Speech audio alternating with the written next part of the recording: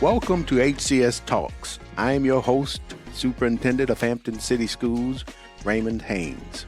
This is a Hampton City Schools podcast. If you're listening for the first time, thank you for joining us. If it is important to students, parents, teachers, the community, or anything that has to do with education, we hope to cover it on HCS Talks. The goal is to inform, educate, and even entertain you. Today we have Mindy Singer Cook with us, who is one of our Syms Middle School teachers.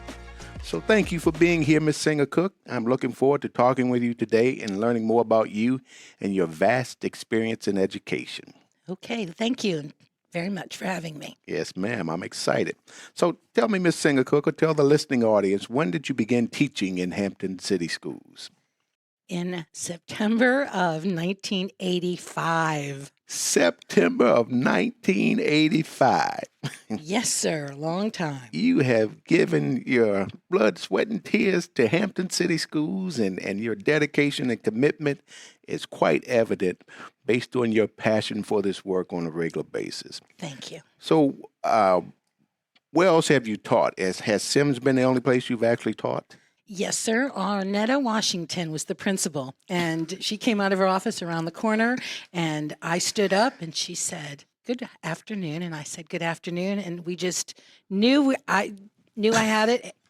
She was wonderful. She was terrific, and she hired me right then and there. Wow. I know Mrs. Washington because her husband, Raymond Washington, he continues to be one of my strongest mentors and confidants, and he and I actually talk on a somewhat weekly basis. He continues to pour in that wisdom and experience and mentorship to me on a regular basis. Please give him my best regards. I loved both of them very much. I certainly will. So tell me, Ms. Singer Cook, what have you taught? When I first started teaching, I was teaching math and science and reading. I have a reading specialist degree, which I've had from the very beginning, but I taught, and it was in an alternative program that we had back a long time ago in Hampton City Schools. And Dr. Woods, Donna Woods, was over that and turned out to be one of my principals. But I started teaching that, and then a few years later, I just did reading full time. So I'm the reading specialist. Outstanding. Dr. Woods, another great mentor of mine, and I continue to benefit from her wisdom and experience as well. So you've worked with some great leaders over your time. I have worked with many, many wonderful administrators. Yes, ma'am. So you actually taught in the alternative ed setting? Yes, sir, I did. What grades? 6th and 7th. 6th and 7th. Was it here or at an alternative site? No, it was here at Syms. It was the first year. Actually, it was 7th and 8th grade, my first 2 years. Well, we were transitioning and then 6th grade came up, and then I moved to 6th grade when 6th grade moved up. Otherwise, my first few years here at Syms was just 7th and 8th graders. So how was that experience of working in the alt ed setting?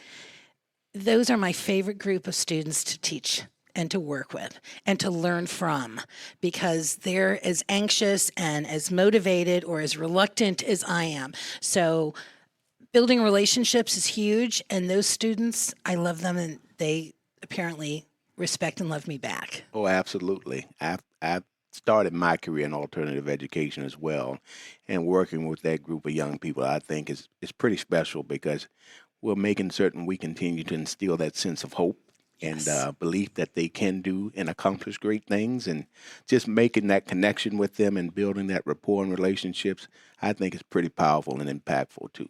It is, because now I'm teaching their children as well. Wow. I get invited to their graduations, their weddings, their baby showers. And so I think that's something I take very much and I'm very proud of, that I have these relationships that I build with these students, and it just doesn't stop. It just keeps going. And they email me and they text me, and I catch up with them if I see them.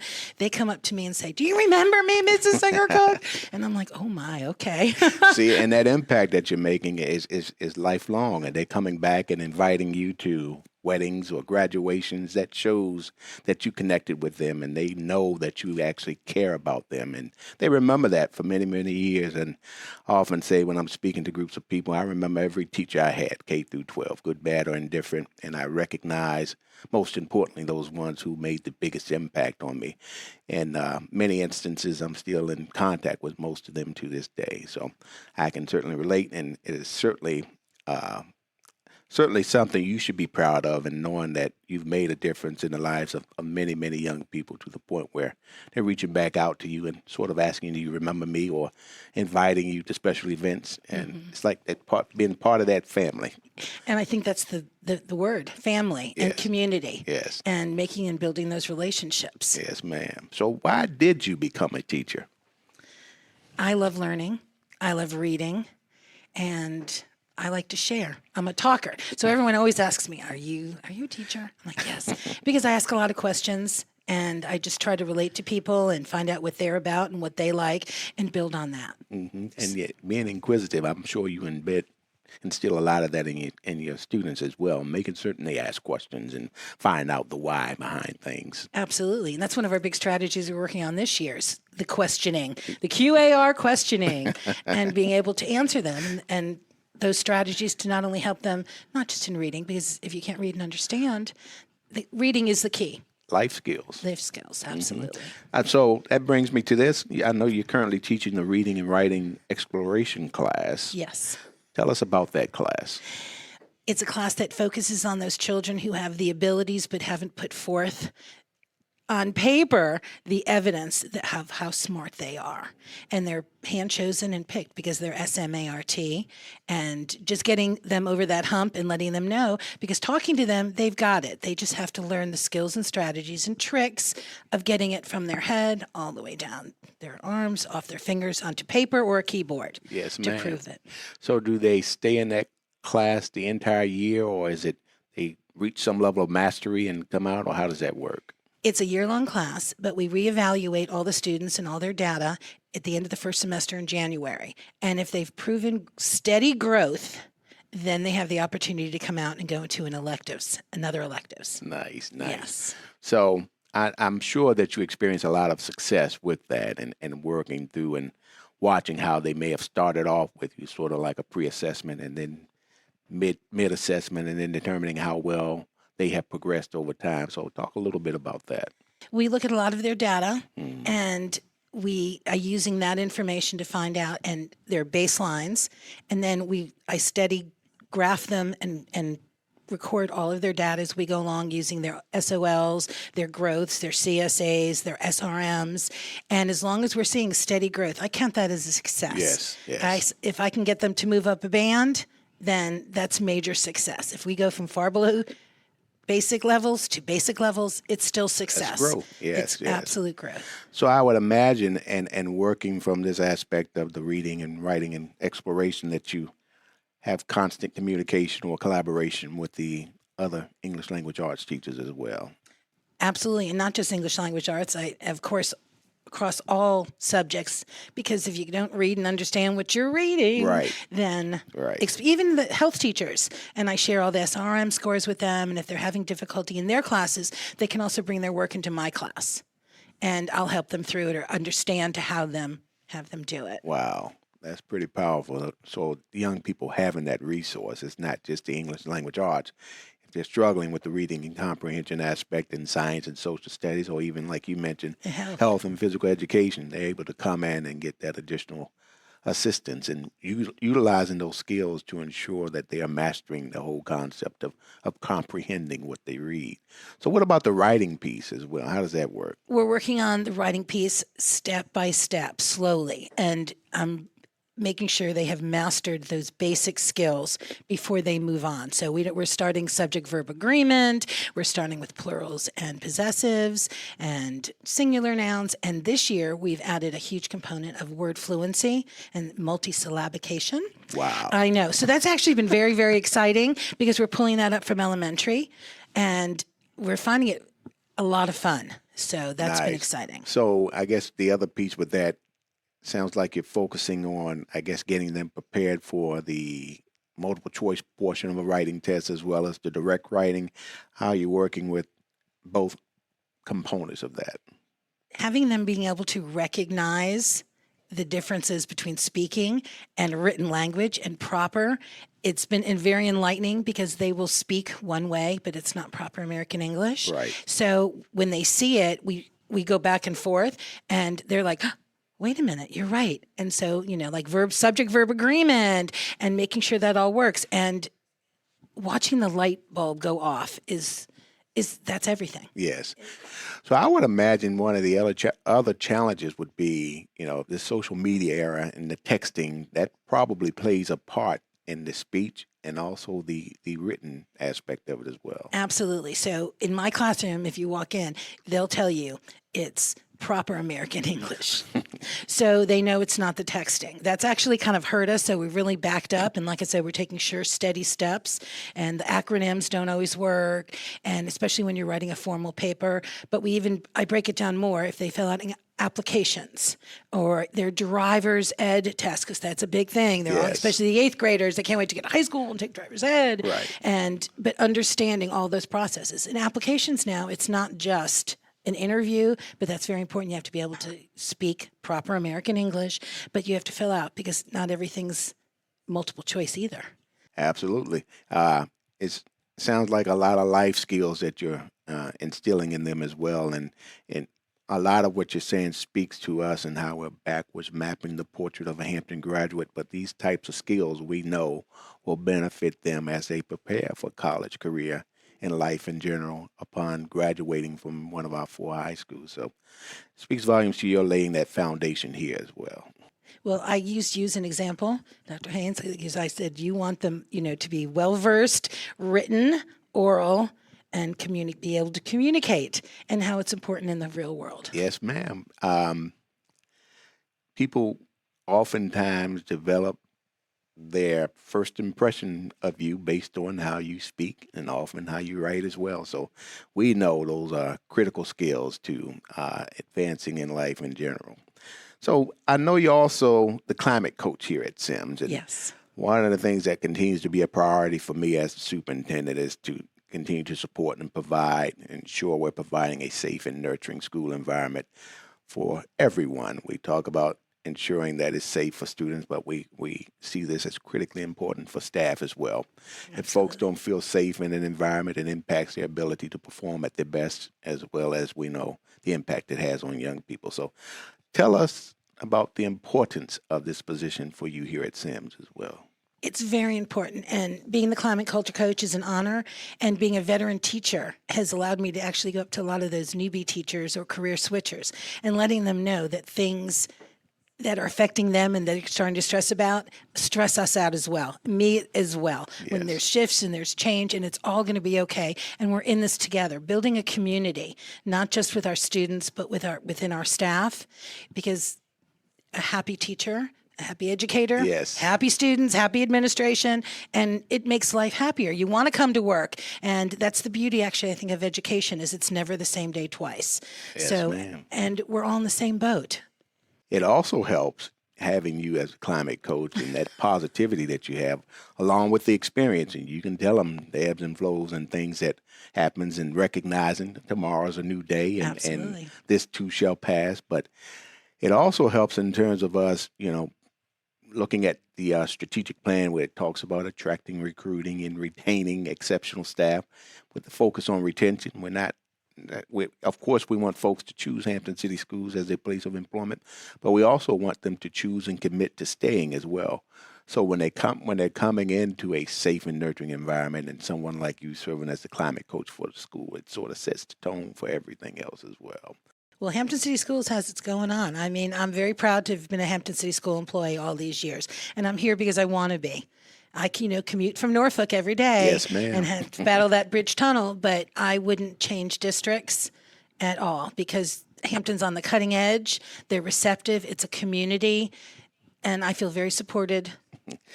That is actually music to my ears because we talk about folks who choose to stay, and a lot of why they stay is that sense of family connectedness, collegiality, sense of community. And when folks do leave and come back, they talk about missing those components that we just talked about and how important and critical they are to feeling as though you are part of a family and an organization that believes in them and their professional growth and development and making certain we're all on one accord with the vision and mission of the school division. And on personal levels, it's not just about the building. Right. So making sure that we're all happy and healthy and doing what we need to do and banding together, Yes, building ma'am. the community. Absolutely. Yes, ma'am. Well, we certainly appreciate your making that commute. Well, thank you very much. For many years, and I will continue to benefit from your wisdom and your expertise in this field of work as well. Thank you. So, Ms. Singer Cook, talk about your most rewarding experience during your career thus far. I think it's the tears and the laughter and then the tears again because we're just crying for happiness and relaxation and relief that it all comes together in the end. We work super hard and sometimes we feel underappreciated and stressed and overwhelmed, but in the end, all these years we've persevered and just having and recognizing the growth of our students and of our staff and all the people. And wow. It's the truth. Again, I'm here at Syms for that particular reason all these years. Well, anytime I come around you, I just feel the positivity. So, if I'm feeling down, if I pass by your class, there's always a nice pick-me-up. And I know thank you. The young people feel it as well, and you connect well with them. Thank you. Any funny stories you can share with the viewing audience? Oh, every day is a funny day. There's always something to laugh at. So there's just been so many, I can't even. Can't think of one at this point. One may come back to you before we close out. So of all the classes that you've taught, what has been your favorite to teach? It's the reading, writing, absolutely. Why is that? Because the children feel success. The students, somewhere along the lines, I've made sure that there's been some success somewhere and that they can be super proud of that. And they carry that on and they take that with them. Well, it's the foundation for everything else, like you've already mentioned. So I'll pull at your heartstring a little bit. So tell the listening audience, I already know, but tell the listening audience about your son. I believe he is a teacher at Kecoughtan High School. Yes, he is. He's my firstborn, my oldest. I'm so super proud. I can't be a more proud mother. He graduated. I was very surprised when he decided to go into education, and he is just a natural at it, and he just walks it, and he's now third year, loving it, going on, wants to be more involved. He's in part of the cohort program for administration. He comes home every day and he has his frustrating days and we talk through them, but he smiles and he laughs. And I have so many of my students that have gone from Syms to Kecoughtan to text me and call me and email me and say, oh, we have your son and he's just like you and we love him. And he tells me, even when he also does a lot of the athletics as well. Yes. And even though when they're Southside and they play Southside, all the students want him to ride on the bus. So he stays at Kecoughtan. He rides the bus to all these places, Southside, or even up in Gloucester and wherever they play, just to be with him and hang out with him on the bus. And Nice. I know Zachary Cook well. He is, like you mentioned, in our Hampton City Schools, Old Dominion University leadership cohort. Yes. Part of our Grow Your Own program and helping us to ensure succession planning is in place. So I know that the future looks pretty bright for him in terms of what his next journey will be in this field of work. But listening to you and talking about his rapport and relationships he has built with young people and his passion for education, he gets that from his mom. Well, thank you. And I think that if you're here again in 38 years, you'll be asking him those same questions because he's going to be a Hampton City School lifelong employee. Wow. I think this is where absolutely his heart is. Yes, ma'am. And I can tell, and he's taken quite a few courses with me, and just his passion for this work is quite evident. So, but again, he gets that from his mom. Thank you. So what advice would you give to a new teacher? Build those relationships. within your classroom, within your grade level, within your faculty and staff, your building, all your support people at Hampton City School. Build those relationships, build that community, and use that community. I can't think of a better piece of advice than what you just said, and you said it well. So before we wrap up, I want to revisit the beginning of our conversation when you started teaching. For those of you who did not do the math, that means you have 38 years of experience. Yes, sir. And not only do you have 38 years with Hampton City Schools, you may not know it, but you are presently, I don't know if you know this, you are presently the longest serving Hampton City Schools teacher. Were you aware of that? No, sir, I wasn't.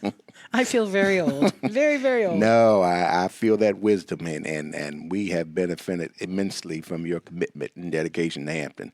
So it's also my understanding that your school recognized all staff members the other week for their years of service. Yes, sir. So today I am honored to present you with your years of service pin. Oh, my goodness. And certainly want to thank you for continuing to choose Hampton City Schools and your dedication to and commitment to our students, staff, and the Hampton community. It has absolutely been my pleasure. For the listening audience, I'm actually presenting her with a 35-year pin, although she's been in this work for 38 years. And just 2 more years from now, we'll be presenting you with a 40-year pin, and you're going to stay with us, right? Yes, sir. Yes, sir, because I still have children going to Old Dominion University. Yes, ma'am. My alma mater, and yes, ma'am. All my children's alma maters. Yes, ma'am. And that's my daughter, soon to be alma mater, I hope, when she comes up out of there. But we certainly are monarchs in our family as well. So I do want to thank you for joining me today and for sharing your teaching experience with our listening audience. I hope that in the next few years I have the opportunity, like I said, to present you with a 40-year pin. Yes, sir. Yes, ma'am. And to our listeners, remember, education is the most powerful weapon you can use to change the world. As one community, one transformation, we will ensure academic excellence for every child, every day, whatever it takes. Looking forward to next week. Listen to learn more about Hampton City Schools. New episodes of HCS Talks drop on Thursdays. Subscribe and listen to HCS Talks. HCS Talks is a Hampton City Schools production.